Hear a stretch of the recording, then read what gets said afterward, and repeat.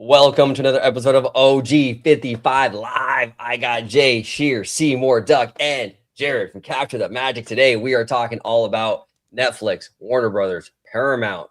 It's a lot. There is so much going on with this whole thing. It is absolutely crazy. Paramount might actually do this. We will see. We're going to talk about it. We're taking your comments, your questions up next on OG55.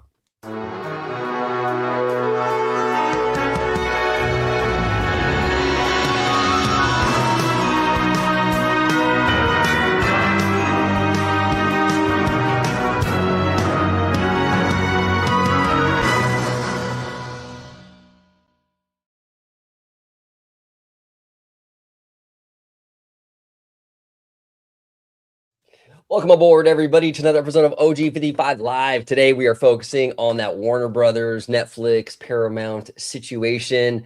A lot has been changing. We're going to talk about. We're going to break it down. Before we do, I got the one and only Mr. Capture the Magic himself. Jared is in the house. How you doing, Jared? Always good to see you, brother. He's muted. I was muted. I didn't even hit the mute button. Thank you for having me here. This topic's interesting because it's got more twists and turns than a IndyCar track, I swear. Funny enough, it might end up kind of what I think months ago when this first started, I had an idea of like, it might go this route. And it might be happening that way, but we'll see. But you can find me at Cap the Magic here on YouTube. And then if you want some of the actual theme park, Universal Studios Orlando, Disney World information, you can go to CTM Podcast with my wife and I. But yeah, I'm curious what Jay and Seymour also have to say about all this because it's interesting. I talked about this like a week ago, and I think it's already changed since then. So it's like a very ever-changing thing as you talk about it. Yeah, no, it's very fluid. And today I think was the deadline, right? They had a Paramount submitted their new offer. So supposedly. So we will see. But Jay Sherer, welcome back. It's always good to have you on the channel. How are you, sir?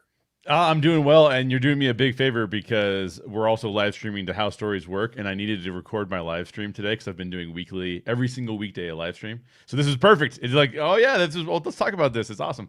So thanks for having me on. It's an absolute pleasure, and it should be a really good discussion. I think the future of Hollywood is a very interesting topic, and so I think that as it relates to the marketplace and what's happening in the marketplace and all of the complexity of that, we'll get into it because it's a fascinating thing. Yeah, no, absolutely. And if they're watching on OG55 or Jared's channel, or if they come across this, where can they find How Stories Work? Yeah, if you're not watching on How Stories Work, you can go to my channel, How Stories Work with Jay Sherer. I'm talking about filmmaking over there. I am a writer, director, producer, and I'll do scene breakdowns. I had a video on like what I thought of AI the other day. So yeah, you can find all that stuff over at How Stories Work with Jay Sherer. There he is. And last but certainly not least, straight from the duck pond, Mr. Seymour Duck. How are you today, Seymour? Hello. I'm doing wonderful. And thank you for inviting me and nerd out with you guys for corporate talk again. Yeah, no, we love having Seymour on, and we especially love having Seymour on for the corporate stuff. This is right up your alley, Seymour, and I can't wait to hear what you have to say about it. But before we do, where can everybody find you on social media? Yeah, you can find me on X at Mr. Seymour Duck or here on Orange Grove 55 at the Duck Pond. There he is. All right, let's rock and roll. And we got a new subscriber all the way from Illinois. It's good to see you. And thank you for joining OG55. Appreciate you very, very much. Okay, so Deadline. This is from Deadline. Paramount sweetens the offer for Warner Brothers Discovery. Now, this is wild, Jared, because you have been saying, because I've been kind of ruling out Paramount. I'm like, there's no chance. I'm starting to think there might be, but we'll see. We'll talk about it. With Paramount and Warner Brothers Discovery's 7-day negotiating window expiring tonight, the David Ellison Company has sweetened its bid from $30 a share. Deadline has confirmed. The move, which has been expected, comes as Paramount attempts to pry Warner Brothers out of the arms of Netflix. The amount of the increase, which was first reported by Bloomberg, couldn't be ascertained. The move was anticipated after Warner rebuffed a stream of unsolicited offers from Paramount that all stuck to the $30 while making concessions around the edges. Warner Brothers has had ongoing concerns about financing guarantees in what would be the biggest buyout in history. That's a part of the current conversations. I'll go down the road. Jared, thoughts on this? What do you think?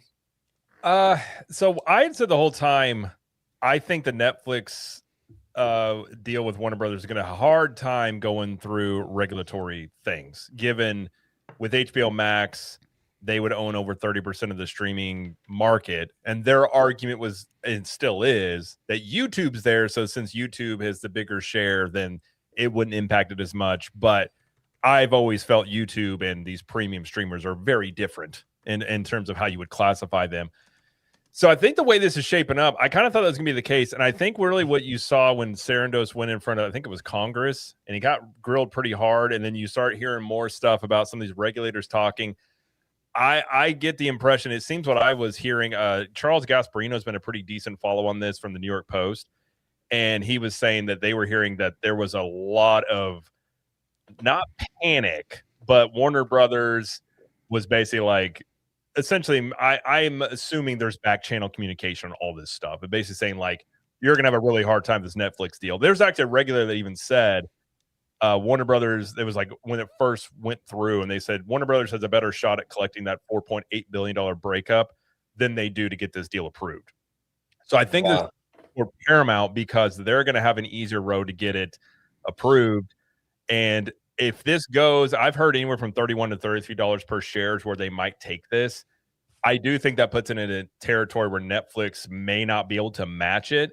Also, given their stock price has gone down ever since this whole thing has started. So I do actually kind of feel like Warner Brothers is going to end up taking this from Paramount and running with it. That's kind of where I'm sitting with this. Interesting, Mr. Duck. What are your thoughts? Because you and I, Seymour, we were on the same page for a while about looking like Netflix. Has your mind changed on that, or do you feel like Netflix still has it?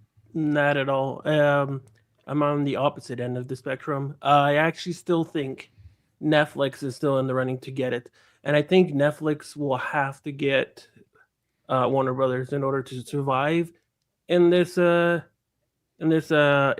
Hollywood if they wanted to grow.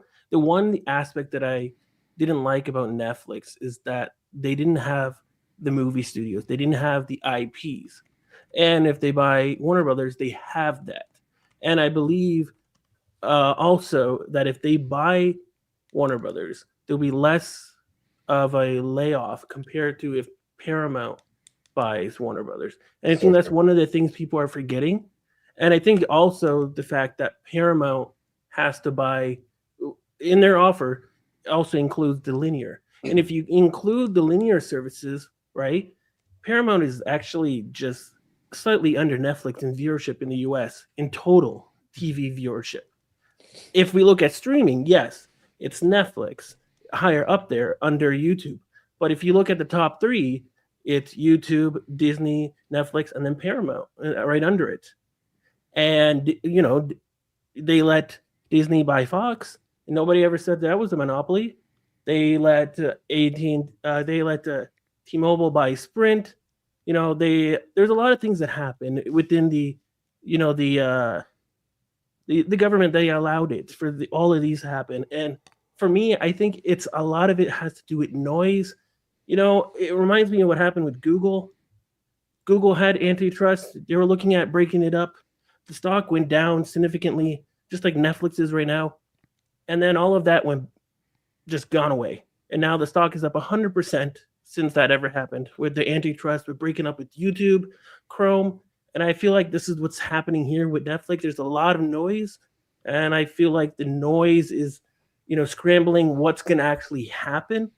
And I still believe that Netflix is still going to go. And I think for transparency's sake and for a lot of the jobs, actually, I think shareholders for Netflix and Warner Brothers and the people who are working at Warner Brothers, because they don't have a lot of the jobs that are the same, because Netflix is just a streaming service, you save that a lot of jobs, where if Paramount buys, there's going to be that massive layoffs. And I don't like that in the industry.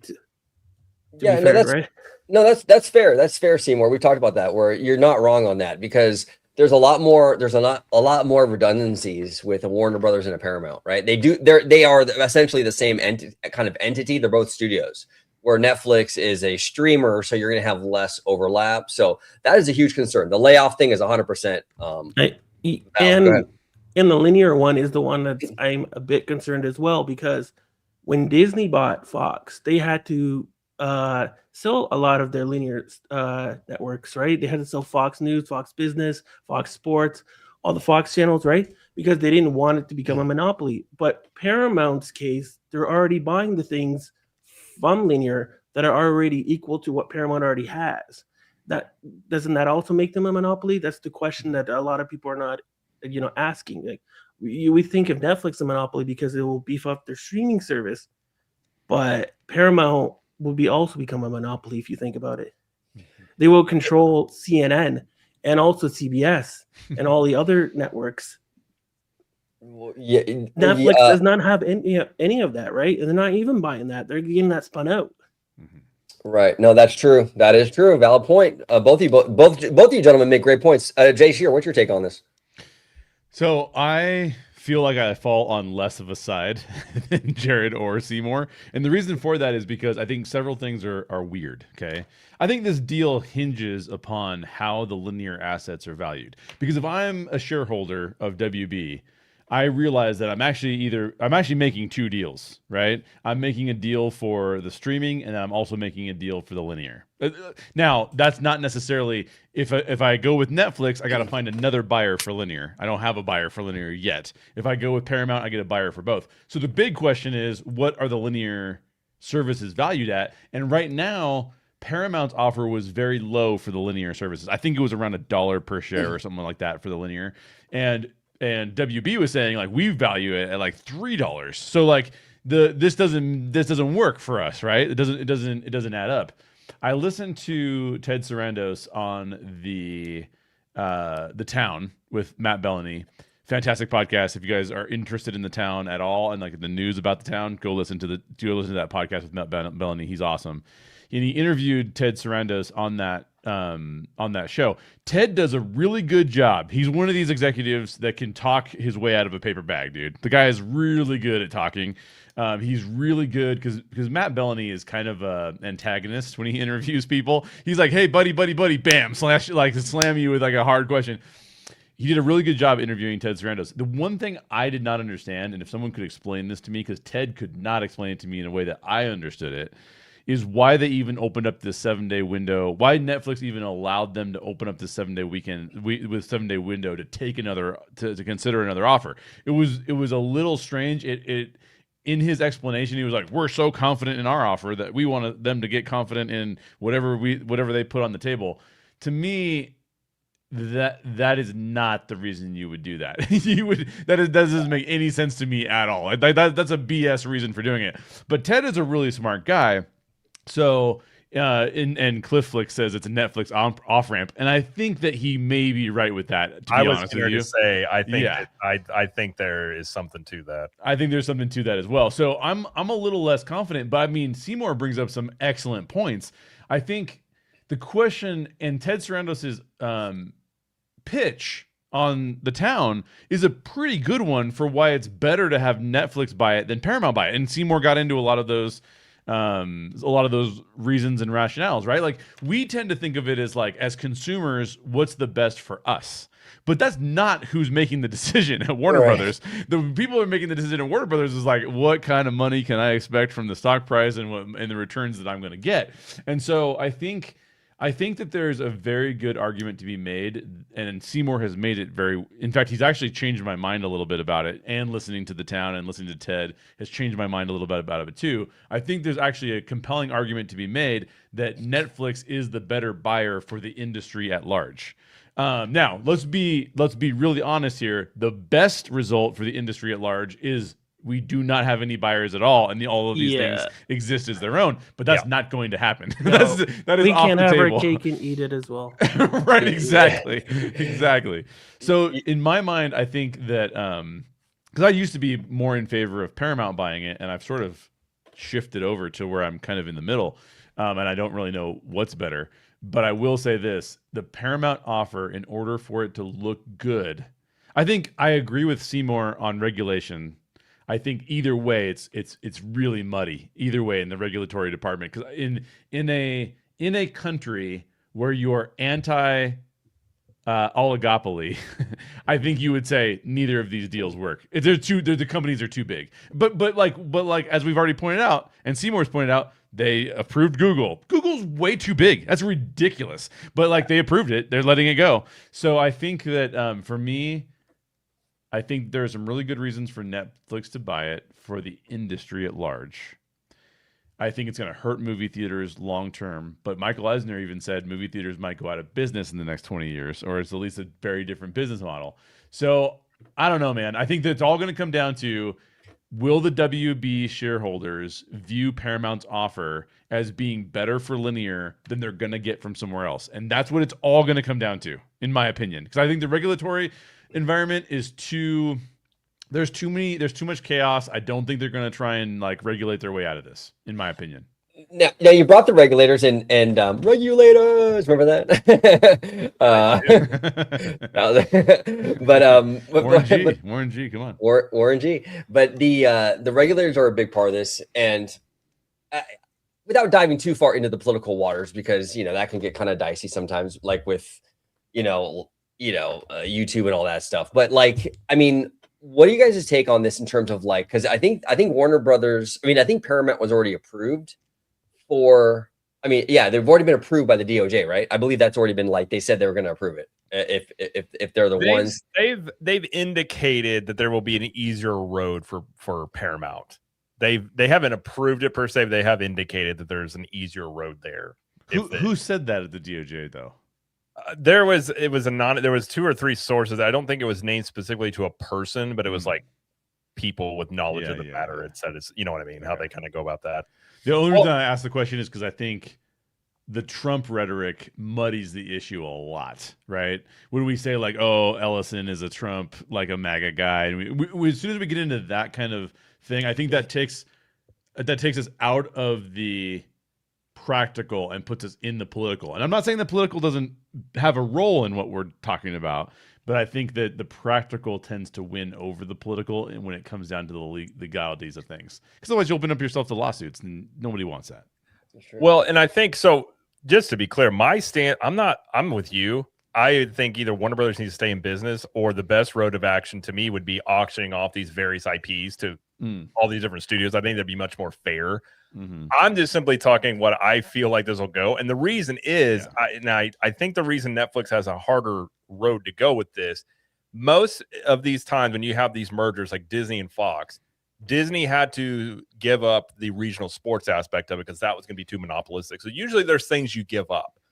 The biggest issue you have with Netflix getting them is the streaming market, which is basically that's all Netflix operates in currently. So currently Netflix is 20 to 21% of share. WB with HBO Max is 12 to 13%. Paramount sitting at 7 to 8. So if Netflix gets WB, they're in the mid 30% on this. Whereas if Paramount gets it, they're still not going to be as big, or they'll be close to Netflix, but it's probably still not as big as Netflix. But the thing is, I think Paramount has more concessions they can give when it comes to those linear TV assets. They can negotiate. They have more room to negotiate with this stuff. And if Netflix's biggest sticking point is the streaming and how big that makes them, I don't see how they can make any adjustments to that if that's the worry with this. And then just what they've said from the get-go, and even, again, some of these reports out there saying that Zaslav, he got what he wanted out of this, which is the bidding war. Undoubtedly. He is the genius in all of this, because he knew he wanted them to get into a bidding war. He's totally fine with, hey, $3 more a share, sure. If Netflix matches it, whatever. But if they are getting the indication from the regulators that they're not going to get this approved at Netflix, this is where you can have all the reasons, the logic in the world, but if that's what's happening here, I think, if you break it down from the standpoint of what Paramount could give up to make them happy on certain things and what Netflix can't give up, to me, that's kind of where this sits. So, Jared, do you think, and then I'll go to Seymour, do you think there's at all a possibility that like Netflix would be willing to maybe spin HBO Max off or something? Or maybe they can offer, like, remember how Hulu was owned by like 7 different people or 7 different entities, right? It was Comcast, Disney, I think even Fox had it, right? Yes, Fox Fox had it, and then Disney gained the majority because they acquired Fox, and now they own the whole thing. But Is it? Do you think there's at all a chance that Netflix would be willing to maybe do something like that, where it's like, okay, maybe they'll be like, they'll be like maybe part owner of HBO Max, or sort of like to alleviate that monopoly, the market share concerns, or do you feel like that's the prize for them? Like they want that? I mean, I feel like Netflix wants it. I guess it would depend on how creative they want to get. I mean, they could come up with something of maybe a Hulu style thing. I don't think they would involve Paramount in that, but I mean, they could get pretty creative with this, and it might get muddy waters with like where they would control the IPs, but HBO Max would be separate. Like they'd have to work all that stuff out. So I'll never say never. That would be interesting. Like if they wrapped in Paramount into this and they had some sort of profit split, and then there's a lot of ways you could go with it, I'm sure, but I don't know. And I also think too, with some of the rhetoric you're hearing on Capitol Hill from some of the politicians, you have them, some of them on both sides of the aisle are even they're kind of against the whole thing, which I would agree with. I just think that Netflix, out of both of them, I think both of them have their monopolistic issues with this. I just think Paramount's is less, and Netflix is going to be viewed much more political for some of the people that have on their board and some of the deals they've made. And I think that may be something that could end up getting this to where it may not happen. Again, it could, but just where it sits now, I wouldn't be shocked if some of these regulators are already kind of indicating like this isn't going to go through. What are your thoughts on that, Seymour, in terms of like what could Netflix do? I mean, with the streaming stuff to sort of alleviate those monopoly concerns, to kind of mitigate that. What could they do with HBO Max, or do you feel like they wouldn't want to do anything with it because they want the whole thing? I actually think they wouldn't want to do anything with it, spinning it off, because I think the majority of Netflix users have Warner Brothers. They have HBO Max. I think that there's a small group, subset group, that doesn't have Netflix, but you're already the top tier streaming service. There's going to be a lot of overlap with users coming in. You're not going to gain a lot of the streaming users in there. It's more about the content, the back catalog, and the movie in the studios coming in more than anything. And there were rumors, I don't know if it's happening, but rumors that they would consider HBO Max to be their premium add-on, kind of like what Disney was trying to do with Disney Plus and Hulu, but then that didn't work out. So now they're merging the two platforms together as one. But apparently that was one of the rumors, that they were going to make HBO as a premium service. So if you wanted to see movies and a lot of the HBO content, then you would have it on there. But also that would muddy the waters with Netflix, because like, why are you paying such a high price? I don't know. There's a lot of logistics that needs to go around, but I don't see them spinning it off, because what do you get out of it if you're taking all the back catalog and the IPs? You're just going to get the user base? There's not much value to that for someone if you were to spin it off to someone else, right? I just don't see it. I just see no reason for that. Okay, interesting. Now, Jay, I want to ask you on the creative side, like, I mean, what do you think? I mean, the Ellisons haven't really owned a Paramount for very long, so we don't really have that much. I don't know. Do we have that much even like to reference in regards to how well they might manage Warner Brothers, or if they were to get it? Netflix, we kind of know. Like Netflix has a track record. Yeah, Paramount did turn down a good Ninja Turtle movie idea that I was not happy about. I will say that much. You know what I'm saying? Yeah, I mean, that's a big concern, right? Like, how are they going to? I love Warner Brothers. I love their library, so I am concerned about that. But go ahead. And sorry, I just want to say, Paramount did say they were going to release 30 movies in the movie theater if they got Warner Brothers, and I'm like, that's not happening. And that's one issue, that if Paramount did buy Warner Brothers, that you're having one company who's already a movie studio and their business adding another movie studio. You're going to add more movies to the movie where their movies are currently not doing well as it is, and the industry is dying. Where Netflix, that would just extend their revenue and their margins. Yes, that's an interesting point that you bring up there, Seymour, because we all did a reaction video, right, not too long ago with the Michael Eisner stuff.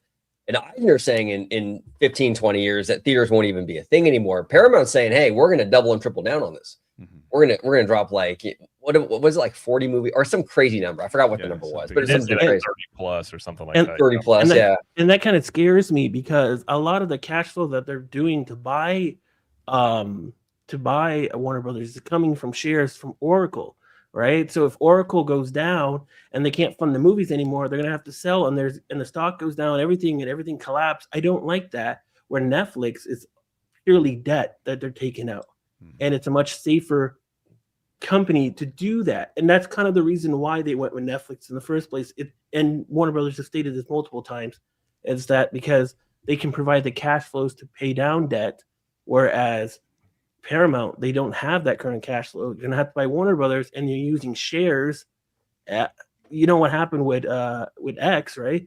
Elon bought X with shares from Tesla. He had to keep selling those shares because they kept going down, and then X got bought out by XAI, and then XAI got bought out by SpaceX because they could not afford it. They're losing about over $1 billion a quarter now. And they can't afford it. So they just keep getting bought out by the companies that he owns. And I have a bad feeling that might happen with Paramount. And I don't want that to happen. With Netflix, I don't get that case. That's a great point, and that is a valid concern. So what say you, Jay? Okay, so couple things. I think one thing before we leave the regulatory conversation, I do think that the argument around for the regulatory environment is all in the definition of what an entertainment company is and what it entails. Because the question is, how does YouTube play into this whole mix, right? And how does, because YouTube is a giant company as well. So the question is kind of like, and we see Netflix moving towards a more YouTube-ish type model because they've added podcasts to Netflix. I don't know if anybody's seen that, but if you log into your Netflix now, you can see, oh, there's a podcast I can listen to. On the creative side is really weird because we are in such an era of chaos and disruption that it is almost impossible to predict how it's all going to shake out. By the way, thanks, Jose at Theme Park Philosophy, because we need 100 movies. If you'll fund mine, I'm in, dude. Let's sell it to Jose. Sell it to Let's Jose. do it. Let's do it. And big shout to Jose, by the way. We love Jose. I mean, everybody check out Theme Park Philosophy on YouTube. Does amazing work. Yes, absolutely. 100%. Really smart guy. Here's the problem, right? So let me break down a little bit, and I apologize for going on for too long, but I like to talk about the history of Hollywood a little bit to showcase kind of why it's so chaotic now. Because when Hollywood was, back in the day when Warner Brothers came out and when Paramount came out as a company, they were operating in like corporate structures where you would like have employees. You'd have your stars would be employees, right? And technically, they're still employees under SAG contracts, but that's like more so a negotiation from the union standpoint than it is a functional thing. What I mean by that is you would have directors and actors that would be in all of your movies because they'd be employees. Oh, hey, we have Billy Wilder working on another movie. Like throw Humphrey Bogart into that movie because he's part of our staff, right? We want him to work that way. So they operated in a way that you'd think of a very corporate structure. And then over the course of time, that broke down into where it is almost more like you're pulling teams of people, and each movie is its own corporation. In fact, a lot of times they are. They're LLCs a lot of times. That when you invest in a movie, when an investor or a studio invests in a movie, it's formed an LLC around it. That changed the way the marketplace was doing things. But then streaming came along, and streaming said, well, this is a whole new business model. You pay us a monthly fee, and we just release content periodically for you. It's not like we're going to put it in theaters and make a bunch of money in theaters and then make a bunch of money on DVDs and then make a bunch of money on home video sales as well.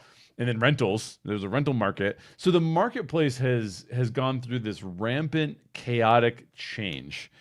As a creative person working in the industry, the ideal, you want two things, and both things are not really available to you right now. You want as many people to see your movie as possible, right? And you also want to get paid consistently. And those two things are not compatible with one another because in the streaming services environment, Netflix is your biggest distributor of all time. But if the algorithm doesn't hit, your movie doesn't get seen, right? And that's a lot. And if you're like on Apple Plus, that is like your ability of getting movies seen is much lower than it is if you're on Netflix. It just is, just based on the number of subscribers that are being out there. And because theatrical has become less and less important, it's becoming very difficult as a creative to determine, how do I want to navigate the marketplace? Do I want theatrical releases or do I want streaming releases? And I think that is, I think that either way, if you choose Paramount or if you choose Netflix, over the next 20 years, there's going to be a lot more creatives who are only getting streaming services releases. It just is what it's going to be. I think the budgets for movies are going to go down. You're going to get streaming releases. And even if you do get a theatrical release, you're not going to get these $400 million budgets unless you are a proven name that has a proven track record. It's just too expensive to make movies in that category. Now AI will bring that cost down. So we'll see how that shakes out. So I think that from a creative standpoint, I think the real damage is in what is my distribution deal going to look like, and am I going to even get a deal with the studios at all? Those are the two things that creatives are kind of more worried about. I think it's advantageous to people who are in the independent filmmaking market, because I think independent filmmaking is going to be at a lower budget where you can actually, like even why is K-pop Demon Hunters being so profoundly enjoyed by Netflix? Because they got a crazy awesome deal on it, right? So like the more streaming services can get a great deal on something, and the more it can perform, and the more you can create more content for them, okay, that's cool. But I think that it's really difficult for us creatives because we're seeing lots of chaos and we don't see means and ways of achieving what we want to achieve in the marketplace. And that's where you can debate all day long about whether or not Netflix should win or Paramount should win from a creative standpoint. But the reality is none of us know. And that's just what it's going to be. It's just going to be what it is. Yeah, no, that's a great point. It's a huge question mark. We don't know. You don't know until they get in there. I mean, look, even back with Disney, right? When they really rolled the dice when it came to Eisner and Frank Wells. No one knew how that was going to work out. They brought in an outsider, from Paramount and from WB, and that could have went horrible, and it didn't. Thank God it didn't, but it could have. And same thing here. Paramount might get this thing, and it might be a new day for Warner Brothers. It might be the next golden era for Warner Brothers. You never know. Yeah. Same with Netflix. We just don't know. So it is. You're right, Jay. It is a scary time right now, I think, for creatives, because we do have that streaming stuff. We do have, and we're still reeling from all that.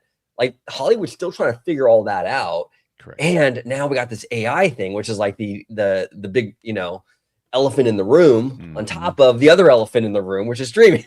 And one more point to make about that I think is really important is that, and I think producer Patrick, who I follow on Instagram, he's a really great follow on Instagram, so check him out. He was saying we are in a time of contraction.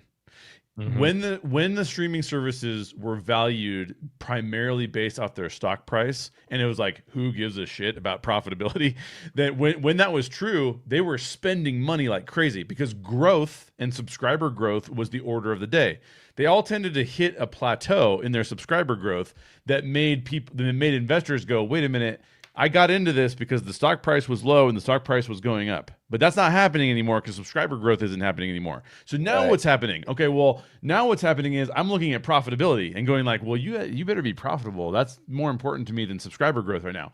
So what that did was it took all of the streaming services went, oh, wait a minute. If we're focused on profitability, I can't change revenue much because I'm reaching the capacity of my growth. I can't grow anymore. I can't get more subscribers paying me $15 a month. So what am I going to do instead? I'm going to focus on profitability, which means what? I can't control the revenue side of the equation anymore. I've grown as fast as I can grow. That means I have to control the expenses side of the equation now. And now what I'm going to do is I'm going to spend less money making movies for streaming. So that is meaning that Netflix is saying we need to contract the market and not spend as much money on movies coming out. And that has been a real hit to creatives, and navigating your way through that marketplace is very, very, very difficult. Well, so I don't envy any creative people out there because I think it's a big challenge to live under this existential crisis of what is the marketplace actually going to look like. Well said. And actually, Kiki and Luca's comment kind of dovetails into what you were just talking about with the expense, right? He's saying, I read the reason why Netflix wants WB so bad is because they want the IP in the future. Netflix and other companies can use AI to make these movies for a fraction of the cost. That's interesting. That's interesting. Go ahead, Jared. Even what success means in the future is going to look way different than what it was in the past. Right. Like whatever this new, like, let's say all this evens itself out, and that's where you still have profitability in streaming. It's going to look way different. And here to I had a super chat here on my side from Daniel Alpine 499. Thank you very much. He said, I'm crying now because I don't want movie theaters to go extinct. And that's the thing about this. I don't know if they'll ever go extinct, but it's going to look much different in 10, 20 years. And there's a lot, like Jay was saying, there's so much uncertainty with this that this is why AI is going to play a role in all of this. And you could probably say the same thing for Paramount, is they want to eventually have these IPs they use and then holding them, because I think there's still questions about the audience's acceptance of AI and how much that's going to be used, whether that's it will be used on certain things that you're not going to see on the screen, but how much AI is going to be accepted on screen, I think, is something that a lot of these studios just don't know. And I think they're hoping that they can use it because it's cheaper, it's quicker, and they don't have to pay actors as much, like all these things. But that may be where the economies of scale go, is implementing AI, because there's not as much profitability. Like, you can't keep spending. What did Disney spend on Andor for 2 seasons? Like $800 million? Yeah, like, there's no way you're going to ever. Yeah. Like, how many subscribers are going to get out of that? And then you also, Netflix and all of them have the issue. There's only so many subscribers you can get. Like, there's a cap on that. For most, as of right now, how many people are out there that just don't know about streaming or just waiting to sign up? Like, most people have a streaming service they already use. So you're already capped on how many people are in that audience. So then you got to get creative. And really, the only way you're going to make more money is by bringing costs down. And AI is going to play a huge role in that. So it's like a multi-level, like Jay was saying, from a creative standpoint, it's all muddy water. Like, and it's not only muddy water, it's foggy, and you have no clue where you're going. Exactly. And you got one, and you got alligators don't get you. And you got one headlight out on top of that. It's like it's a mess. And it's difficult to it's even difficult to attach yourself to anything in particular. Like, is this role going to be the same role in 5 years? Like, I don't even know how to develop my skill set to be. Now I do, because I'm like very novice, right? So I'm going like, I need to learn how to direct things. But at least on that side, I'm more of an expert on the writing side. But yeah, so it's really, really scary. It's not very fun to be in the creative seat. Now, I did want to address the theater comment and the theaters going away. I think there will always be a place in the market for shared experiences around cinema. I think the question, though, is that my first... And in fact, you could make an argument that today it's not the first entree into the market, because streaming is already taking it over as like the thing I go to on a Friday night as opposed to going to a theater. But the question is, how much of a market share does it hold? That's the question. So radio still exists, right? Yes. It's not like radio just like died and there's no such thing as radio anymore. Radio still exists. It's just that what we're seeing in the marketplace is we're seeing more opportunity for people to watch things in different places. And when we see that, it just creates a lot of disruption to the revenue models. And then people have to go like, what are these revenue models? And by the way, to the point, I 100% agree on the point that's been made in the comments, that I think Netflix is primarily buying this for the IP. You listen to Ted Sarandos, and he talks about diversifying the business model and doing more theatrical releases. I think that what he's saying is like, yeah, we'll always pay homage to the theaters, right? Like, but if in a streaming first environment, think about it this way: what if theaters become this blew up on streaming? Do you want to see it in the theaters too? That's what it could become, right? Like, it's a reversal of what we have today. So I don't think theaters are going to go away. I just think the importance of theaters is going to diminish over the course of time.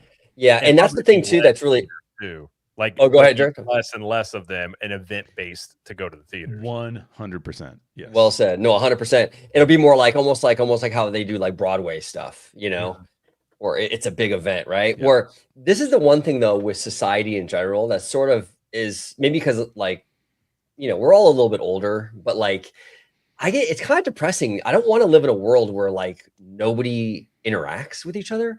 Like even these driverless things, like we got all over California now, these Waymos and stuff. It's like, I don't know, like for me, I want to be in a car with like a driver. If I'm in an Uber or taxi, I want to have like human interaction. You know, we see all these malls across the country going out of business. It's like, yeah, you can Amazon everything and have it delivered and all that. I mean, that's fine. And there is something to be said, and there is value in convenience. but I don't want everything to be that, you know. And I'm not even a huge movie theater guy, but I think that experience though does or should have a place in our society. It's important to have that communal thing, right? I agree. I think what'll happen, what if movie theaters want to survive, what they're going to have to do, and I think it's pretty simple, is they're going to have to lower their prices. They're going to have to get more competitive on running deals and sales. Like that's the way to get people to come in more. Like the prices in which they're at right now, you're just going to continually have less and less people willing to take chances on movies. And if the barrier to entry creatively and also for the consumer is lower, filmmakers can take shots on different things. Audiences are willing to be like, you know what, I'll spend $5 on a ticket to go see. I never heard of Jay Sherer. Let's go check out this new movie that he's got. Versus if it's $15, you're like, I don't know about that. If I got 4 people, I'm going to be spending almost $100 for this. Like, I think the cost has got to come down if movie theaters want to survive. And like, that means being more creative and having more. I mean, Alamo, I don't think is doing great financially, but they had an interesting thing about old movies they premiere, like Back to the Future nights, like doing more things out of the box, because their issue is going to be reliant solely on Hollywood. And I think as this continues to decentralize, you're going to get a lot of indie filmmakers with AI and other things that you could see pop into theaters that aren't from big studios. And so I think this continues, like Hollywood itself could continually contract due to more competition, but there is a scenario where these movie theaters do survive that just looks different, and you have a lot more independence. Look at the YouTube guy that made a movie a couple weeks ago. Stuff like that, I think you're going to see a lot more of. And I think audiences, if they already have a built-in audience, they kind of want to support that anyways. And I think a lot of people are looking for something fresh and new, taking chances. And Hollywood, as they continue to condense, they're also getting more risk averse, and they're not willing to take chances like they used to. Yeah, no, that's a great point. And then that feeds into them wanting to do AI, and the whole thing's connected. You know, it's crazy. But we got a super chat from the one and only Marty. Marty with a $10 super chat. Thank you so much, Marty. Appreciate you, sir. There we go. Yes, yes, let's go. Fantastic chat, boys. Appreciate you, Marty. Thank you so much. And we got Mr. Kiki and Luca here. Says AMC theaters attendance drops 10%. Quarterly revenues fall. Headline from Variety by Brent Langplus. I mean, well, I saw that too. That's not good. Go ahead, Seymour. I was just gonna say, unfortunately, AMC's not doing well. They have been diluting shareholders quarter after quarter just to survive, just to get more money in the bank. And then they did a share offering called APE. And then after that share offering, they had to take the shares and then dilute shareholders again. They did some weird way, but just to get cash. I don't, unfortunately, see them surviving anytime in the future unless change happens. And one of the changes I do think that should happen, more studios should own movie theaters, where revenue is not independent of like sharing costs through the theater themselves, because the studio already owns it. And that those theaters will be able to survive more. That's a great point. Which they can do now. They just changed regulation on that back in like 20, I think, where studios they used to be able to be prohibited from owning theaters. Now they can. Yeah, they did back in the day, way back in the day, and in the early days of film, they owned the theaters, and then they got. I think it was actually Paramount they ruled against it because they said it was. I forget the whole reason they even implemented the rule, but yeah, it was. I think Paramount was a big thing of it, but yeah, which I'm kind of surprised. I mean, like Seymour was saying, AMC. I wouldn't be shocked if, let's say, Netflix doesn't get Warner Brothers. I could totally see them buying a movie theater chain. Yeah. Or something like and innovating that experience, like those Tesla cafes you've talked about, OG. Like you could really get inventive, new blood into the industry in that way. Well, it's like crazy. Oh, go ahead, Seymour. Oh, I was just gonna say, and like those Netflix houses that Netflix has been like testing out in other areas. Mm-hmm. That's true. That's true. Disney has had the El Capitan for years. Now, I don't know how Disney got around that rule where the studios couldn't buy theaters, because they've had. I mean, I was a kid going to the El Cap, and it's always been owned by Disney, or it has been for a long, long time. I saw The Lion King there. That's to give an idea how long this thing has been owned by Disney. But the reason why I bring the El Cap up is because that's actually an interesting kind of model going forward. It's that whole experience is sort of like ahead of its time in a lot of ways, because you could have a Warner Brothers own, say, a movie theater franchise, right? And they can do similar things like that, where have like these like events where if you have like a DC movie and have like almost like a DC stage show before the movie and things like that, kind of similar to what LCAP does with their Disney movies, right? And to your point, Jared, I think that's the kind of stuff they're going to have to do to get people in those theaters, because the convenience thing, man, it's really hard to work around that. We've seen so many industries. Retail right now is dying on the vine because of the convenience. It's so much easier to order on Amazon than to go to your mall. You know what I'm saying? So they have to really be creative now. Go ahead. You could even see where, let's say, use your Warner Brothers example. They buy a theater chain, and then if you subscribe to HBO Max, you get one free movie theater ticket per month. And then you go in there and they figure, well, you go in there, you're going to buy some popcorn. And also, I think movie theater owners would likely sell, because they're probably, if I'm a movie theater owner, I'm trying to, how do I get out of this?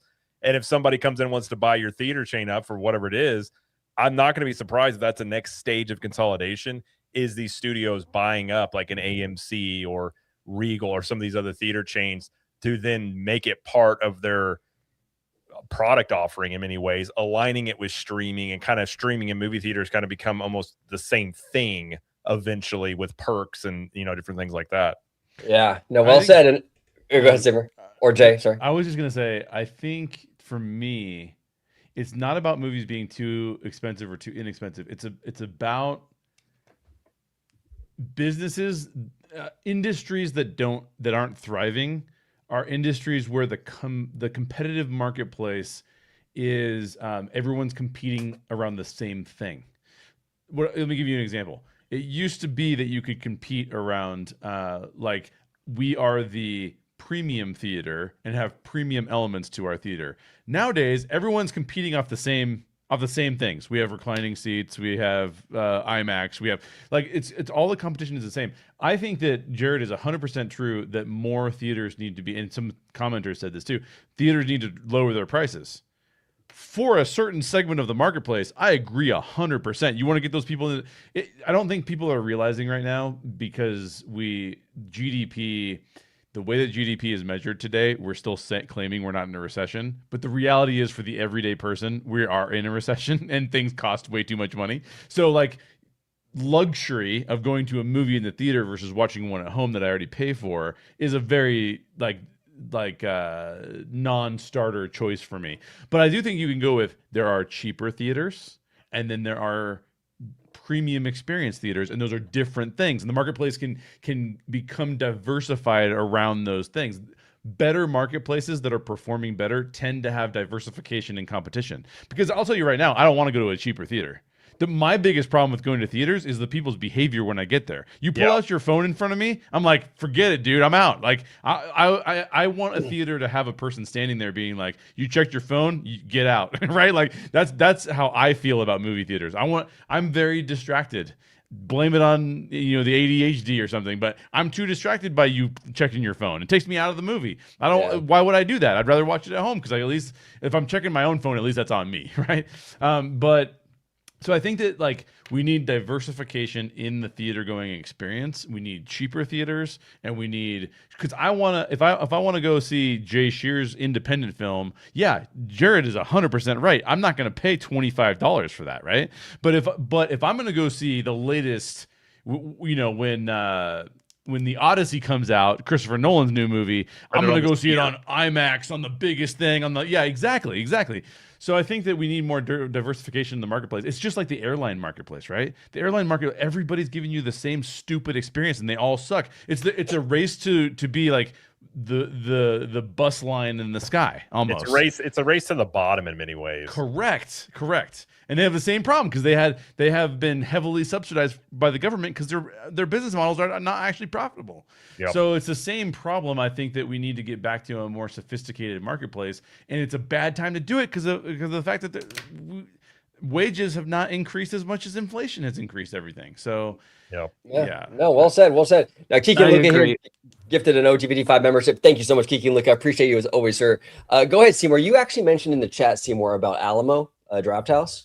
I think you were responding to Mr. Theme Park Philosophy. If you have any thoughts on that. Oh yeah, they bought the movie theater company. No, is That's where you go, right? I remember you saying that you go to these ones where you can sit down and have a drink, or no? Well, technically the Canadian version of it, yes. But yeah, I go to Cineplex where I go to VIP where it's 18 plus only, no kids out at all. And I plan on going to again for the Super Mario movie. So no kids at all when they see that movie, only adults where they can drink easily and have their food. It's big comfy couch or recliner, the heated seats. You know, it's the winter now, so that's perfect. And yeah, I'm gonna go see it next month. No, April. Well, yeah, April. VIP, and it's nice because I get good food. I get good drinks. Last time I got a Long Island iced tea, but like in a fishbowl, and it's like that's good enough for me just for the whole movie. Yeah. I would love to see a tipsy Seymour. I would be curious how Seymour is when he's a little tipsy. Seymour, I bet you're fun. I bet you're fun when you have, a little, you seem like a fun Seymour guy. He starts quoting stock prices when he's drunk. I love it. I will come up there because that sounds like an awesome experience. I will fly up to Montreal. We'll go to the theater together. But yeah, that's the only way I would experience a movie. I haven't seen a regular movie, like just in the movie theater with popcorn and those old seats. Nope. It's all big recliners that I can put my feet up. Right. I don't even do the 3D anymore. Just a good drinks, good food, and just relax. And that's what I'm going to do with the Super Mario Brothers Galaxy movie. Which looks like a great movie, by the way. I'm excited for that too. I am excited. Funny. I love it. But I was going to say I had a super chat on my side. Daniel Alpine for a $9.99. Thank you, Daniel, very much. It said, movie theaters is the one regular event I have in life. I'm not into concerts or sports. It's not good enough that it would be for events because it's not regular enough. I mean, for instance, my wife and I have I don't know whatever you call it. Like you pay monthly and you get tickets and you can they can build up. I think we have like 7 free tickets that we can use because there's been nothing we really want to go see other than Mario. We're going to go see Mario with the kids undoubtedly. But that kind of shows you even there, what's happened with this is, and when you have smaller kids too, getting to the movie theater is not as easy. As they get older, it gets a little bit better. But that's kind of the issue you have there too is it's just, there's not I blame the theaters. Hollywood has not put out nothing like you saw in the 90s. The amount of stuff people used to just go to the theater and be like, let's just go see a movie. We'll figure out when we get there. People don't do that anymore. No. And it's a lot more selective, but also the viewing experience at home. My neighbor just got a 100-inch TV for $600, and the thing is almost a movie theater size. You can get a very good viewing experience at home that back in the day, it was going to a theater was oh my gosh, look at that screen. And now it's that's cool. Obviously IMAXs are better and things like that, but the discrepancy between home viewing and movie theater viewing has this continued to shrink as time has gone on as well. Yeah, and then you don't also have there's only certain kinds of movies where that theatrical experience really makes a difference, right? For example, anything Avatar is going to be incredible in the theater, right? Right. I mean, that franchise was made for the theaters. But do I really need to watch the rom-com on a giant screen? Do I really need to watch the detective drama and things like that? So there's a lot of those kind of movies where it's those are going to really be the streamer stuff, Jared brings up a really, really good point about how the movie theater industry has changed drastically too. For example, if I log in to see a movie on opening weekend and there's not a good seat available, bro, I'm not going. Right? Yeah. I'll just pick a different day. It didn't used to be that way. When we were kids, you would walk up to the theater and if you knew that these were the fun times. If you knew that Return of the King was coming out and you knew that everybody was going to be there, you'd line up 3 hours in advance, bro. You had a 6-hour day. That was fun. Yeah. Oh, yeah. 100%. You had a 6-hour day planned ahead of you because you knew the movie was 3 hours and you're showing up early so you didn't get a bad seat. I think what's happened what's changed from movie theaters that really sucks is this pre-purchased idea. And that's one of the reasons why it's premium now almost always. Because you used to go to the theater and it would be here are the 5 movies that are playing. Only 2 of them interest me and there's no good seats left. So I'll still buy a seat in the front row because I don't want to go home. I already drove down here. Right? So it's just changed the whole nature of convenience has changed what going to a theater even means anymore. Yeah, You know? no, it has. Convenience has really changed the game on so many fronts. You know, it really, really has. Ryan Turner here says entertainment has skyrocketed. Movies are competing with sports, concerts, theme parks for those dollars. It's easier for consumers to cut the theater experience because of the streaming option. Exactly. And especially if you have kids. I mean, Jared, you know, like Oh, to yeah. go see a movie like an animated movie in the theater. I mean, if you have 2 kids and then you got the parents, I mean, you're spending $100 just to walk in the door. And then if they see the popcorn bucket, they're going to want that. Like, you know, it's just now I will say some of these theaters have these kid times where they're a little bit cheaper and the kids can be kind of like, it's not the best movie theater experience, but if you don't bring kids, like, you know, it's like, okay, you don't have to worry about your kids being so loud. Like our kids are at the age now where they'll sit through a movie now and stuff. But yeah, I mean, I think if it's theaters have a very interesting problem on their hands. And even speaking to Daniel again for another 5. Thank you, Daniel, very much. Appreciate that. So I don't think building a personal theater in my house because I'll be trapped in my house and it will never replace the real thing. That is true. But as like, imagine where all these are going to be in like 5 to 10 years. Like that. Like I walk into Costco and you see these screens sometimes. I'm like, it looks like a window into a portal. I'm like, what in the world? Like this stuff's just going to get better as time goes along. Yeah. And I think that it's just you are going to have the movie theater experience change. And it's never going to go back to how it was. Like, it's not, I mean, I remember that as a kid. I remember going to Spider-Man 2. We got there like 4 hours early on a Thursday night preview. People are dressed up, like you're talking to people. It was a really cool, like you were saying, OG, like a social thing. You go hang out with people. Yeah, I made friends at those things. GameStop and like Halo dropped. I remember going to that at midnight. Like, that was a communal experience that movie theaters just don't have anymore. So they're going to have to change it, and it may not look the same. But I think I wouldn't be surprised if somebody gets into the movie theater industry that really changes it up, brings a different perspective to it. Because right now it's kind of rearranging chairs on the Titanic in many ways. Like popcorn buckets have helped them. The popcorn buckets are not going to save you as a movie theater chain by just having these buckets come out. And also, that's a good point too about people just don't love the Hollywood culture anymore. Also, I think that is part of it too. Oh, that's huge. That's huge. I want to come back to that actually. Rudio here says even the concert going experience has been hit hard by inflation. Oh god, it can easily become a $1,200 experience, and your experience can be from the nosebleeds with someone screaming in your ear while filming. Exactly, Rudio. You know, he's right. Prices are bad for food. Good Lord, man. Sporting events and concerts is wild how expensive that stuff gets. Absolutely, absolutely. Rudio, by the way, big shout to Rudio. He's a friend of mine, and he's my fellow K-pop fan. We're always texting back and forth, talking K-pop and stuff. So big shout to Rudio. Love Rudio. There is an interesting scenario based on what Jared was saying that I think is kind of fascinating, and we can get into the Hollywood culture aspect of things. Sure. We are seeing, and we were talking about this in our group chat, but we are seeing a redefinition of how globalism works, and we're seeing a contraction of globalism, right? And we were talking about in our chat, I think you brought it up, Jared, but I totally agree.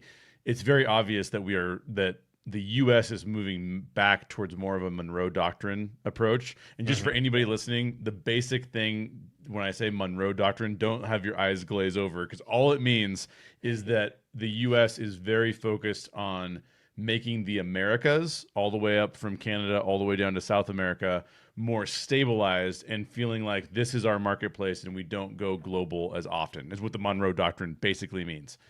And I think that that's interesting, because the question is, will we get the cheap TVs? It's highly possible. Most cheap TVs, the reason why we have such a high quality of TV at a low price is because of the Asian marketplace building TVs the way that they build, primarily China. So it is interesting to think like, okay, what if TVs actually go way up in price relative to the theater experience cost? It may change the way we see things, because if we can't replace the manufacturing of TVs in another location, probably South America or Central America, then we could be seeing TV prices go skyrocket, and then all of us are going, oh, if we didn't get one, or if our TV goes kaput and we have to go somewhere else, like, yeah, it's entirely possible that we would see a rise in theater going from that. Yeah, that's a great point. Great point. Cliffix here says people just don't love Hollywood culture anymore, and then he goes on to continue that who was the Tom Cruise, the Harrison Ford, the Arnold Schwarzenegger, the Sylvester Stallone of today? They are fading away, and this is the thing too. And I think like YouTube creators, I think Twitch streamers, they've sort of ruined the celebrity, like the traditional media for sure did that, right? Because you can go on to, you know, like what's that one guy's name? iSpeed, I think his name is, right? Oh, yeah. All the young people love him. I Show Speed, Mhm. Kai Cenat. Right. Exactly, Seymour, and you can interact with them, and they interact with their audience, and it's much more of a, you know what I'm saying, engaging experience where, you know, none of us are gonna be able to talk to Harrison Ford ever. So, you know, there's just something to be said about having that like community, and you can like with these content creators, you don't get that with old Hollywood, and it's just different, and it feels way more polished and just less approachable and what have you, right? So I think that's a big part of it. But Jared, what are your thoughts on why are people falling out of Hollywood? That's my theory, but maybe I'm off base. I don't know. I think it's because they started talking way more on social media, and you realize, my opinion is, I think a lot of people going back how the Romans viewed actors, which is just kind of dummies that like they're not supposed to be viewed as these like elite people in the world like you look up to.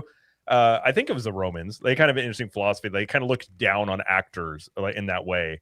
I think it used to be a thing if you had like if Arnold Schwarzenegger went on Jay Leno, you were like, oh, I want to check out Arnold. Like what's he doing? They got a new movie, and you just don't have that anymore because there's just social media has made communication much more accessible and open. And then, I mean, honestly, I don't know if I would be shocked if any celebrity ever swayed anybody politically one way or the other. And it's like, just if you have a movie coming out, talk about your movie. Like, it doesn't have to be this whole thing, but the more they start talking, I think a lot of people, it splits an audience. And I think that is part of what's happened with Hollywood and the theater. And then you couple that with the quality of movies and stuff that we're getting is not what it used to be. In terms of like, look at the 90s. Like, I think like any given year in the 90s, you probably had like 10 bangers come out that probably would be like all-time classics. Yeah. I don't know if you had 10 in the last 10 years. You probably have, but you just don't have the same quality that you used to. And I think as time has gone on and people are just sort of tired of it and they just want to escape. And I think a lot of ways people are unable to escape anymore, whether that's movies or sports or whatever. People just want an off-ramp of life sometimes. Like, I just want to have fun for 2 hours without somebody telling me that I need to, care about this thing or that thing. And so far, I don't know, maybe Hollywood is starting to get that message, but I think that's part of it as well, is people just want escapism that they're not. I mean, this is why I think theme parks have gotten more popular, because you can actually go to a theme park and just go into a land and have some fun. Like, you don't have anybody in there really trying to preach to you or sway you one way or the other. Well, great points. And Mr. Seymour Duck, what are your thoughts on this? Why do you think this Hollywood culture, because it does seem like people have kind of fallen out of love with it. It's not the same, but why? Well, I mean, I know you follow a lot of VTubers and social media people. So it's all about the deep connections. And in Japanese culture, the idolization of a person, as a job is normalized there. And you start to see that with a lot of VTubers, YouTubers, streamers, where you create this deep connection where you can interact with them every day when they stream. You can donate to them if you need to see them thrive when they stream, right, as their career, and that gives them a deeper feeling, a deep connection, compared to a celebrity nowadays where they don't even acknowledge you, right? For the example, the movie that Markiplier came out with, right? There's a lot of people who are deep connected with them. They're probably not even knowing what the movie's like. The movie, they're not a big fan of the genre, but they're willing to go see the movie to support him. They're willing to spend their hard-earned dollars to support him because they have that deep connection. They're fond of him. They think of him as a celebrity nowadays compared to what we had before with Hollywood. Yeah, no, absolutely. And John here is checking on me. I am getting over a cold, so you can probably hear it in my voice still a little bit. Yeah, I'm getting better. But yeah, I've been on NyQuil, and plus I spent the whole day at Disneyland yesterday, which probably wasn't great for me, but I am getting over it. I am over it, but I'm still, it's the residual tiredness and all that stuff. But I appreciate John checking on me, but I'll survive. I know I'm sending him the Jared protocol. Don't worry. Exactly. The vitamin D, absolutely. But I'm not I'm not sick really. I'm just kind of like coming down from it all and just kind of recouping. So, but I appreciate you, John. Thank you. Go ahead, Seymour. Sorry for interrupting. I was just gonna say I did see that you highlighted Team Park Philosophy's comment about the Chinese company. Oh yeah, Yeah, the company TCL, they bought a 51% ownership at Sony's TV division. So they're going to create a new venture and create more premium brands using the Sony's Bravia division. So I don't know how that's going to turn out, but it's unfortunate because now that means another company is taking control. Consolidation is happening. Yeah. It is. I think it's a little unfortunate because I almost bought a TCL and I almost bought a 98-inch TCL because the price was so low. I've never owned a big screen TV before, so this is like the first one I was going to buy. I was trying to buy a 98-inch TV. It would not fit in my basement. They couldn't get it down the stairs and fit it into my basement. So I instead got the Sony Bravia 7, which I knew was a gorgeous TV. And I got a used one, an open box one I had to go rent a U-Haul and drive all the way to Denver, which is pretty far from me. Pick it up, drive back, take the U-Haul back. It was ridiculous. But I will say the Bravia is one of the best TVs in the marketplace in terms of like the movie going experience, because it's not I wouldn't say the TCL brand can compete really well on the sports side, but on the movie side, when you're trying to get a lot of clarity into the movie going experience, it's a fantastic TV. So I'm really interested in that partnership and how I hope they don't screw it up, because the Sony Bravias are so cool. absolutely, absolutely. And Disney Diva Gem here. Thank you so much, Gem. Appreciate you as always. I love the movie experience, but there are so many great options with the streaming services now, with the movies and shows. You can get great movies at home and you already paid for it. It's a great point. It's that convenience factor, you know? Absolutely. Absolutely. And Ryan Turner, do you guys have an opinion why Disney Plus or other streamers don't put movies for rent on the platform after the theater and before it's free on a streamer? What say you, Jared? You know, I think one of the things that hurt Hollywood is you no longer have a secondary market really with like Blu-rays and things. I think that has been something, and that's where you got a lot of sleeper hits. Like Austin Powers was one that didn't do great in the theaters, that had a really good secondary run. And I think rentals, like, that is something I'm surprised I haven't toyed with more, because if you did extend that out a bit, I think you could get more theater more run of your movies and things. But at the same time, I think even if you delayed it a year, there's enough people now to be like, I'll just wait, because look at how many things are out there now. Like from shows, like, and there's some, by the way, as movie quality has not been as good, the show quality on some of these streamers is fantastic. Like Paramount Plus is not as big like as the other ones, but they have some really good shows on there. Mobland was on there. Like Netflix has had some great shows. So there's enough content out there now where I think just people are just conditioned into it now. They just know it's going to come, even if it's 9 months later. They'll just be like, "Oh wait," I think, unless it's like Doomsday, like those types of movies where people will go to the theaters to see that. That'll probably make $2 billion or something like that. But those are going to be like every 5 years you get one of those type of movies, maybe. Right. I just think where the audiences are and where the market is and the consumer practices, you wouldn't get all the streamers either to hop onto that. Like even if Disney decided to do that, doesn't mean that Sony, these other ones, would do it. And so they would probably just be hurting themselves in many ways, probably is the way they would look at that. Well said, well said. And Theme Park Philosophy here says Sony's video processing is the best in the game. 100%, Jay. I've heard there it is. It's excellent. There it is. Yeah. And Rio here says, I genuinely think all of Pauly Shore's 90s run was heavily popular due to home video. That's a great point, actually. 100%. There was a lot of like cult classic movies too that like got sequels because of like home video and things like that. Like I think that's just one of those things where they don't have that anymore. Like rentals will be there, but it's not the same thing as it used to be. How they used to operate that. Yep. I think, is that your super chat or mine? I can't tell on my end. Let me. That is mine. Okay, that's Daniel. Yeah, what's up, Daniel? Thank you again, Daniel, for the 5. He says, "I guess I'm cursed to live a boring life. I won't have any reason to leave my house other than work. Movie theaters filled that need. I hate life. Don't give up on it just yet. It's okay. Listen, don't black pill. I always tell people, don't black pill. There's always good things. Theaters."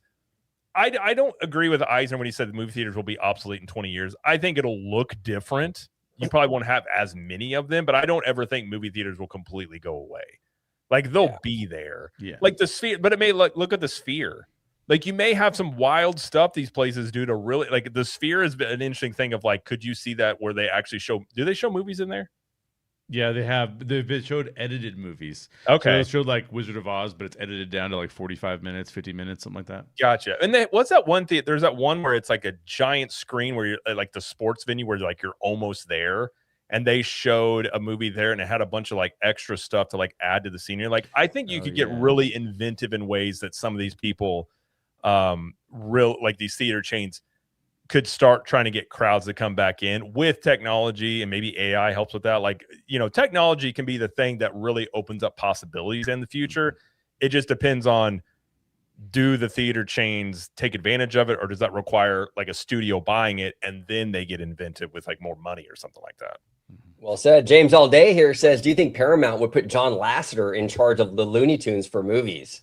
I mean, he's the animation guy over there at Paramount, so that would probably fall under his purview. That would be interesting because honestly, John Lasseter hasn't really had a cultural hit since he's been out of Pixar. He really hasn't.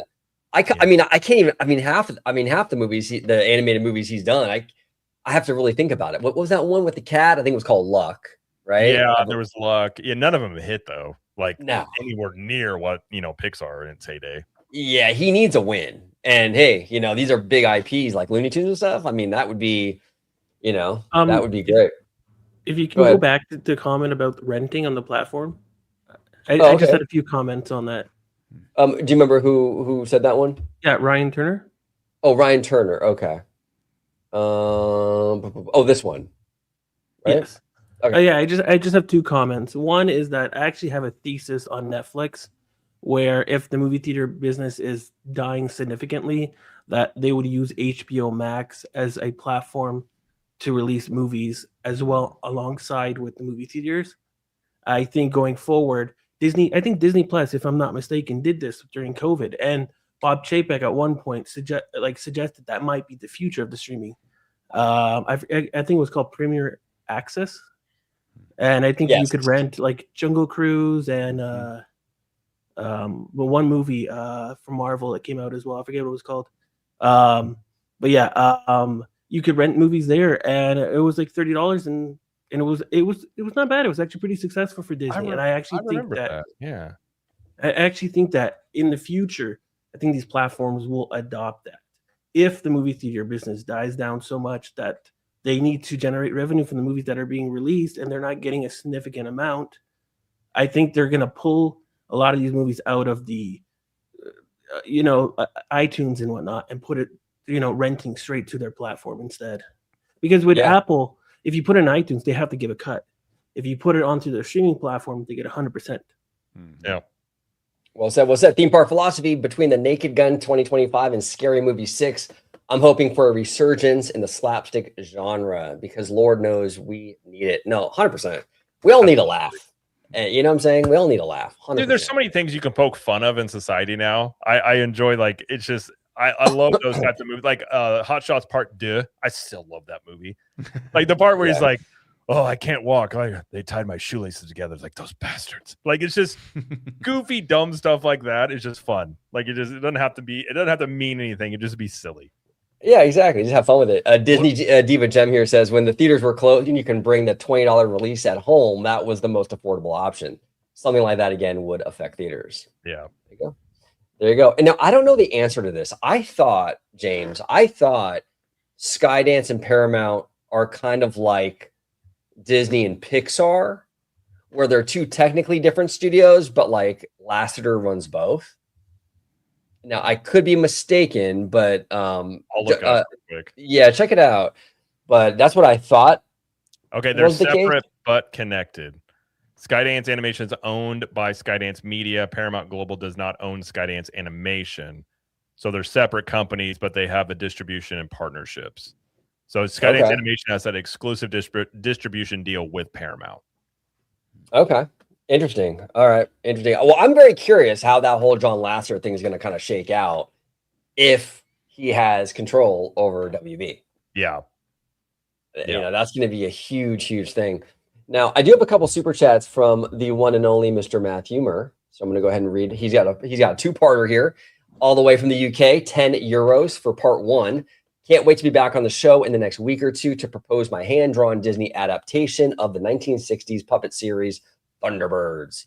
The WB situation, in my humble opinion, truly is David Zaslav's fault. He sunk the stock price too much and almost killed animation while squandering Harry Potter and Wizarding World, and Paramount Global is just generally a shady enterprise. Yeah, I don't think that Zazzy has done a great job with Warner Brothers either. I mean, well, I'm a big animation guy though, and I think that's been the weakest part for Zaslav.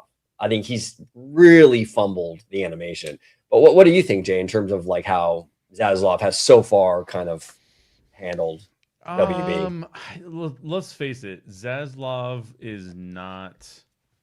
He's not even really playing a game with the creatives. He's really just out for shareholder wealth, to be honest.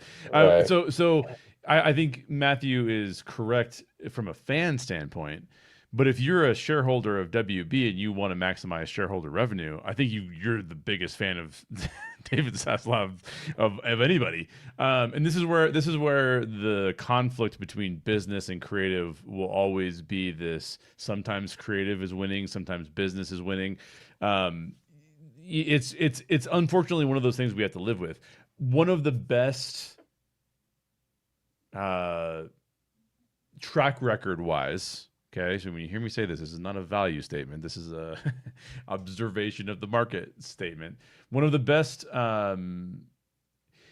film production companies that existed was Miramax, and that was run by a total dirtbag, right? Like so I think that we won as an audience creatively when Harvey Weinstein, the Weinstein Company, was producing movies. They produced some bangers, right? We wouldn't have Tarantino without Miramax. The problem is that guy's not a cool guy, right? Like he's a jerk. So now Zaslav is the opposite of that in terms of we're not getting great creative stuff. What we're getting instead is like this unfortunate business equation. The four of us, would we rather be talking about the awesome movies we saw or whether or not Zazzy was going to make a bunch of money? Like we'd be rather talking about the other thing, right? So unfortunately, I think the winners and losers are often viewed through the context of, well, did it win for me or did it lose for me? And I think as an audience, we're all losing. That's 100% right. Matthew's right in that. But you can't say Zaslav is one of the worst executives because he's making money for his shareholders. So it's like it depends on which bucket you fall into. And that's also why they brought him in too, was kind of what's going on right now. That's 100%. The whole reason Zaslav was brought in. So 100%. And Remy D right here. Zaslav was brought in to raise the price for the sale. Yep. And he even said initially, like whenever they start those bids, it was reported like what has played out is exactly what he wanted, which was just a bidding war that drove it up. And he played from that end, he played it masterfully, knowing that you had two buyers that wanted it and let them bid. Yeah.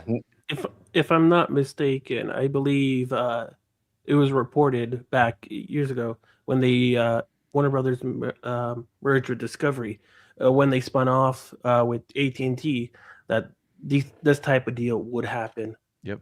Sooner or later, AT&T would get the benefits from all of that because they still own a lot of shares in Warner Brothers Discovery. Now, Ryan Turner here says the lack of comedies hitting theaters is tragic. Great theater experience with 400 people reacting to the movie. Yeah. No, I love comedies, man. I love them. I absolutely love them. I could sit and watch. One of my favorite comedians of all time is Cat Williams. I could watch this man all day long. I love that man. He is amazing. Who's your favorite comedian, Jared? Do you have one? You know, all time. Yeah, I mean Richard Pryor, Robin Williams of all time. Modern guys, Shane Gillis is really funny. Chappelle, Cat Williams' older stuff I think is funnier, but he's still funny. Bill Burr's old stuff was gold. I used to love Bill Burr just ranting on things. I'd be like, I feel the same way. But yeah, I mean, I one of the things I do love is stand-up comedy. I think it's Brian. You know what's fun? Brian Callen is a really good stand-up comic. He's not as big as some of them, but he's really good. Yeah, no, absolutely. What about you, Seymour? Who do you like in the comedy field? Norm Macdonald. Oh, Okay. Norm. So good. Okay. He's Canadian, I so forgot about Norm. Yeah, Norm's good. He's also Canadian. There you go. Absolutely. Fellow Canadian, right, Seymour? What about you, Jay? I'm a fan of Nate Bargatze. I'm a big Yeah. fan of Shane Gillis. Those two guys are hilarious. I'm trying to think. I did like Chappelle's earlier stuff. I mean, the Chappelle show is one of the best shows ever.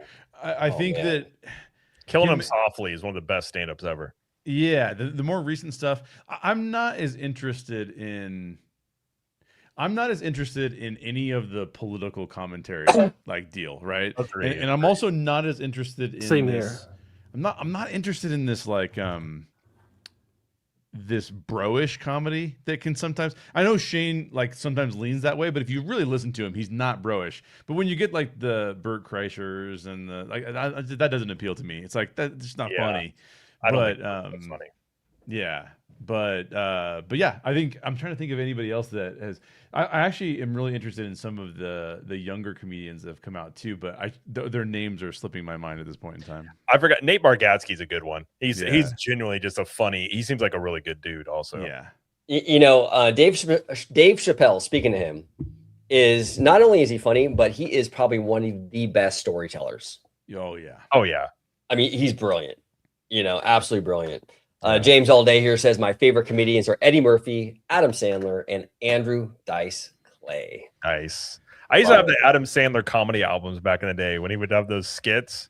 Oh, Yeah. Those were so funny when I was in 8th grade. I thought they were the best thing ever. Love it. I love it. I love it. I love it. And Rogue here says comedy died when people with people getting offended. Yes, that's a thing. That's yeah, yeah. I'm offended by that comment, by the way, Rogue. Go ahead, Seymour. No, it just reminds me of, I think it was at the Oscars and the slap. Was it? Oh yeah. Absolutely. Yeah, no, it Chris is Rock's another one. Chris Rock's older stuff especially is really good. Well, you know, it's like back in the day, right? Like we used to have shows on Fox. Remember the Sunday night shows where we had like In Living Color? Oh yeah. And Married with Children. I mean, stuff like that would never happen today. I mean, that stuff was. It's getting to the point where it could happen again, but you had a stretch there definitely the last 10 years where like they were not going to do stuff like that, undoubtedly. But you probably see a lot of this stuff on YouTube now, to be quite honest, not on network television. Yeah, but there are some that like slip through the cracks. Like Family Guy is outrageous. Dude, old Family Guy was so good. I used to love old Family Guy. I made a joke to my wife the other day, the episode with James Woods when he takes over Peter's life and he just, piece of candy. I don't know why. It's always stuck in my head about just picking up a piece of candy and following him around. I love it. I love it. There's always Sunny and Curb Your Enthusiasm. Oh, Sunny. Oh, Curb Your Enthusiasm was one of my favorite. I never watched it, Curb Your Enthusiasm, but I've seen bits of it. But Larry David is so funny. And Natasha here says COVID ruined everything, including comedy. Hey, she's probably not wrong. I don't think we've ever fully recovered from COVID, to be honest. I think with it's you, more, as a society. I do think you're right about that, but I also think one of the things that's ruined comedy is that, and this has ruined or improved lots of things, but it's actually the way that social media works. Yeah, because it didn't used to be that a comedy special would come out and you'd hear your aunt's opinion on it, right? But now your aunt's on Facebook being like, "Oh, I'm so offended by this," whatever. And so I think part of it is like the feedback loop is now different, and the feedback loop kind of sucks. And so I just, not into that. Well, you also have the clips. Clips get taken out of context or something, and narrative gets built around it. People read headlines. They don't actually watch the thing, and you're just like, okay. Like, it goes both ways. Like, people do it for everything, and I hate it. Well, even the Rogue Attraction mentioned Matt Rife, and there's this issue in stand-up comedy right now where it's like you don't want your bits to get out onto the internet, so you do crowd work all the time so that you can share those things and get more people at your shows because you were funny doing the crowd work. And to me, it's like, well, that is a little bit of a death of the actual storytelling, joke building, delivery. You know what I mean? Like now I have to interact. Now you have to interact with the crowd. Like, so I think that all that stuff, it's just a changing marketplace, right? And so, Jared's kids, when they grow up, they're going to be like, that's what we like. We like it when people are goofing off in front with other people. To me, I'm like, just shut up, dude. I don't want to hear what you have to say. I want him to do the jokes or her to do the jokes. So it's just a different changing of societal rules. Kill Tony's another one. It's got some good moments. It's kind of, you get all those guys on the same stage. It's actually pretty funny. I've watched a little bit of that. It has some pretty good moments. You know, James Alday says Seth MacFarlane. Yeah, he is a smart dude. I mean, Family Guy is one of my favorite shows of all time. I never really got into the other stuff though, like American Dad. American Dad was okay. Yeah, it was Family Guy in a different way. But yeah, Family Guy, like the early Family Guy stuff was definitely like his best stuff. Yeah. Now, Seymour, you've always been more of a Simpsons guy, right? Yeah, but a Family Guy it's more funny for me as a comedy show, right? Yeah. But I do like The Simpsons. Yes, it's one of my favorite IPs of all time. Love it. I love it. This won't come as a shock. I still love Family Guy when Stewie's on roids and beat up Brian for money. Where's my money? Where's my money, man? Oh my gosh. And well, the great thing about Family Guy too is that it doesn't mind having like long pauses and making you feel uncomfortable, right? Like, oh yeah, it doesn't make any sense. Yeah. Right. Like the bits go on for way longer than they should. No. Yeah. And it makes it even funnier. Like that one where like he was trying to Peter was trying to get like the dead frog out the window, and he had like the shoebox and he's trying to lift it and it kept dropping. And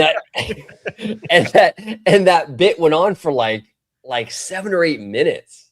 Yeah. You know, and it was so funny. It was like because it went on forever. Funny, then it gets funny again. Like it's just willing to take that risk of like putting that in the middle of the show. Yeah. Absolutely. And Cassandra here says Mad TV. Yeah, that was a good show too. It had its moments. It had its moments. Isn't it crazy that none of us ever bring up Saturday Night Live anymore? Yeah, bro, that show in the early goings of that show, hilarious. And then as soon as they got too politically correct and like network controlled, it's not the same, man. Yeah, no, you're right. Yeah, I wonder how long that show's gonna last. You think it has a future, Jay, or you think it's some borrowed time? I don't know, because even that marketplace has changed, right? Like, when's the last time anyone sat down to watch Saturday Night Live? I've watched clips on YouTube. That's how most people view it now, probably. Yeah, that's how most people view it now. And so I can just tell you right off the bat that there's some skits that I'm like, this is part of the problem, right?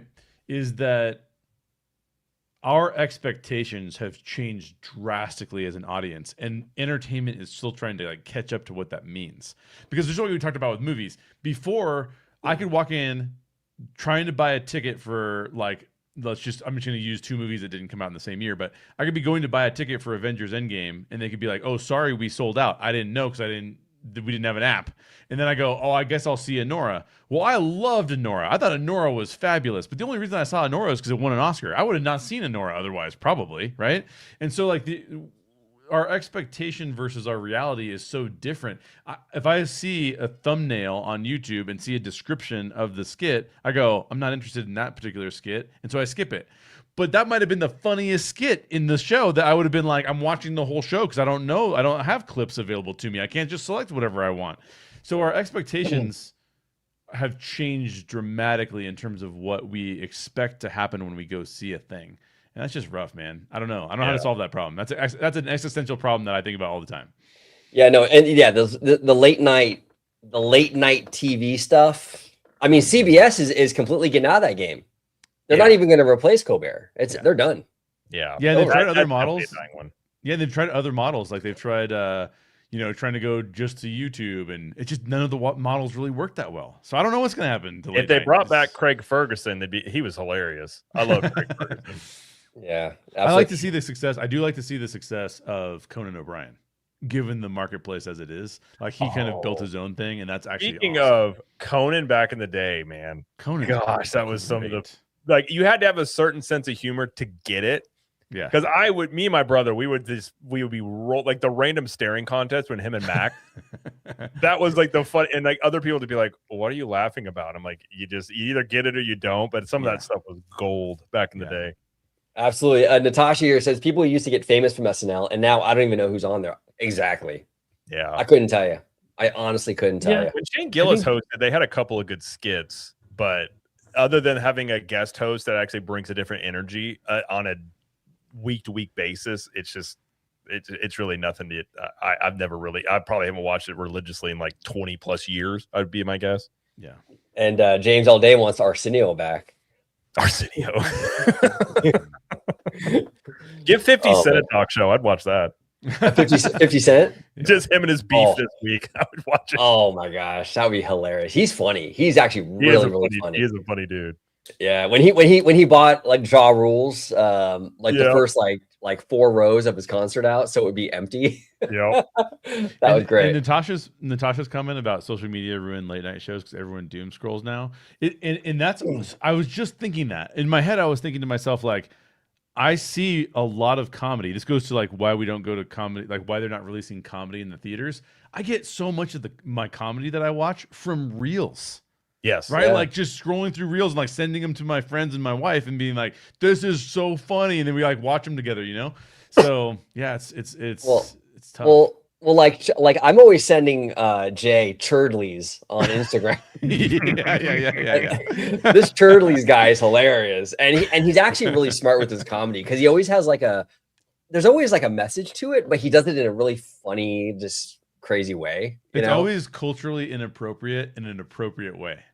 Yes, exactly. So yeah, great point, Natasha. And we mentioned In Living Color. That was a great show, legendary show. And then we're gonna get out of here pretty soon. But Rogue here says Ozempic kills humor because fat equals funny. What happened? we need the. Look what happened to Jonah Hill. And Harley would have never gone on Ozempic. He would not have gone. Oh, I'm telling you, man. And I've been hearing some bad stuff about that Ozempic lately. Yeah, I would be hesitant.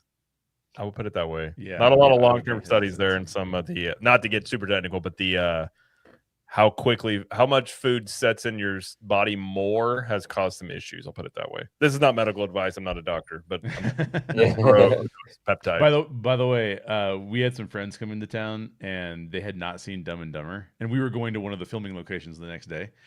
Part of Dumb and Dumber was filmed in at the Stanley Hotel, which is where Stephen King spent the night and had a nightmare and then wrote The Shining. so it's like that. It's like got a lore to it. And they filmed some of Dumb and Dumber at the Stanley Hotel in Estes Park, Colorado. And so we were like, "You haven't seen Dumb and Dumber? Do we rewatch that movie? It is so funny, bro. Oh, it's great." Like anybody, if you're looking for a good comedy and you haven't watched one in a while, Dumb and Dumber is top tier.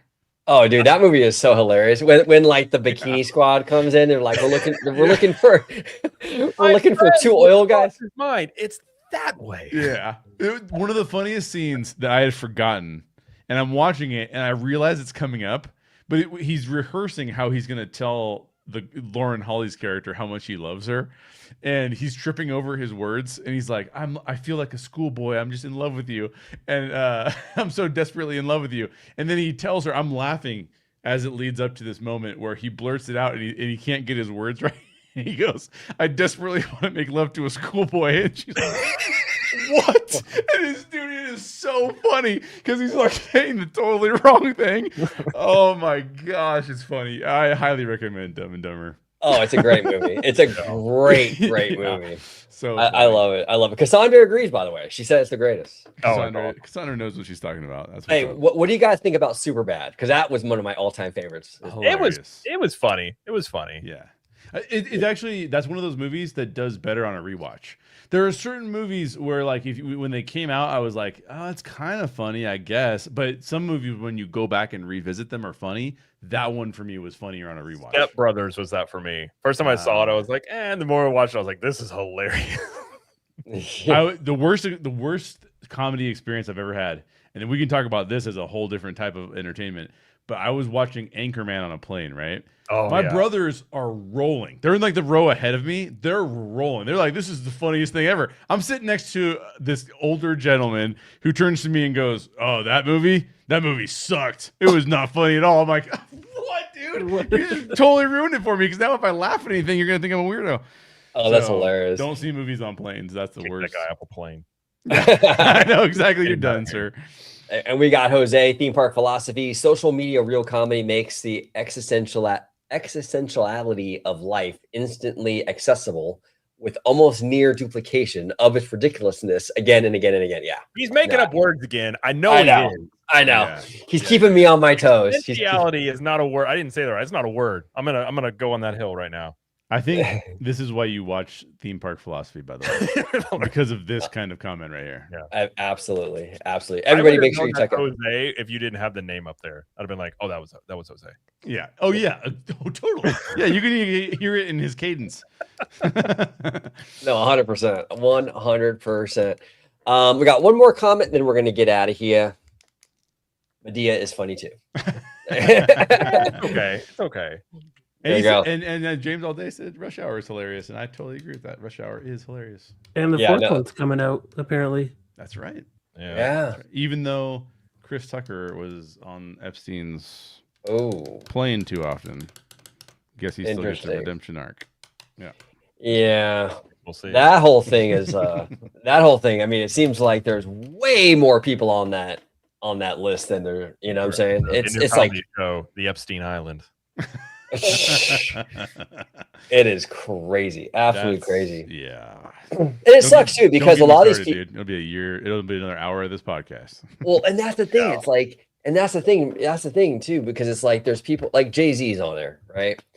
It's like, come on, why, Jay-Z? I love your music, man. Like, why? Why are you on there? You know, it's like, well, Jared and I talk about this in our DMs a lot, but they're also trying to muddy the waters by putting extra people in there and trying to highlight people that maybe don't need to be highlighted, but hey, like let's just muddy the water of who this is all about. So yeah, no, absolutely. Absolutely. I wasn't there. I can tell you that much. I don't think any of us were there. All right. No, none of us. We're not. We didn't even get an invite, bro. Nope. But we're gonna start our own island just with a bunch of nerds where we can just talk about theme parks all day and just hang out and theme park island. I'm in. That would be awesome, absolutely awesome. But I want to thank everybody in chat. We had a lot of people today watching the show. It was really, really cool. We got Rogue Attraction, Disney Diva Gem, Rudio in the house. We had John Make It Rain, Cassandra, Cliffix, everybody, Theme Park Philosophy, everybody, Kiki and Luca. Daniel, don't worry, Daniel. Wild. We're bringing the theaters back somehow, Daniel. Don't worry about it. We'll get them. We're gonna get them. We're gonna get them, Daniel. Thank you. And then Matthew Murr, everybody, appreciate you all. Thank you so much, Mr. Capture the Magic. Where can everybody find you on social media, sir? Well, thank you for having me. As always, was a really good time. Good discussions. I always enjoy these. And you can find me at Cap the Magic everywhere. And then if you want some theme park tips and tricks, whatever, at CTM Podcast with my wife and I. And and by the way, I think yet again it proves Jay and I are not the same person. That's right. Similar, but we're not. we're like Paramount and Skydance. We're that's right. And OG is John Lasseter. We just show up. Oh, I don't know. Stop hugging me, OG. What are you doing? I know, right? I know. Yeah. I like it. That's just me, though. Oh my gosh, I actually met him once.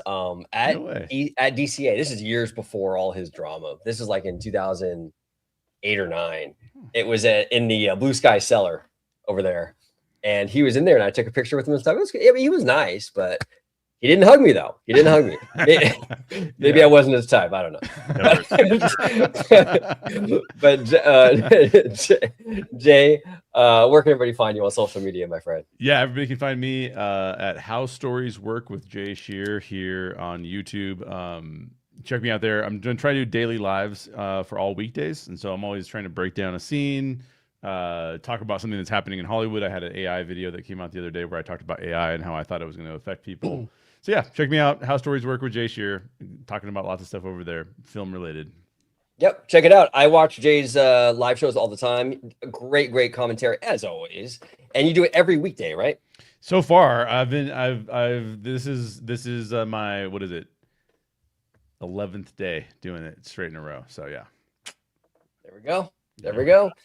And Mr. Seymour, all the way from the Duck Pond. If you can let everybody home know where they can find you on social media, sir. Yeah, you can find me on X at Mr. Seymour Duck, where lately I've been talking about a Japanese company called Junta Inc., where it's an entertainment holding company that's been acquiring a bunch of arcade centers all over the world. And you can also find me here on Orange Joe 55 at the Duck Pond.